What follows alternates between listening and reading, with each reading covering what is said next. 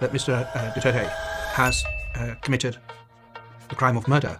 Ayon sa ICC, na opisyal nang naaresto si FRRD, ang kanyang pagkakaaresto ay bahagi ng patuloy na investigasyon sa madugong kampanya kontra droga sa Pilipinas. May kulong po siya. Magbayad po siya sa kasalanan niya. Sa dami po niyang pinapapatay, napatunayan niya yung puno. Hindi naman lumaban yung anak ko naglalakad lang sa karsada Puro likod ang tama.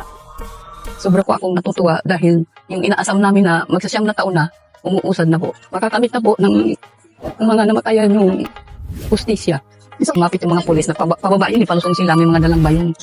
Ay, tapos pinag-ano sila, pinagbabaril sila. Pero hindi sila kagad-agad na, parang pinaglaruan sila, pinahirapan muna sila. Kasi nagmakaawa po yung anak ko, nagmuluhod na, huwag mo akong patayin.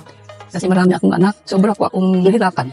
Kasi siya po yung breadwinner namin Lalo na po yung, ngayon nag-aaral yung mga anak niya. Wala akong kakayahan na ipaaral sa kanila. Yung isa, naiwan yung natatay nila, elementary ngayon, napag-graduate ko na ng grade 12. Gusto mag-aaral. Hindi ko mapaaral. Isa lang ito sa halimbawa ng mga biktima laban sa droga, habang patuloy na umiinit ang sitwasyon. Patuloy ang debate kung ito nga ba ay isang hakbang tungo sa hustisya o isang pagsasamantala sa politika.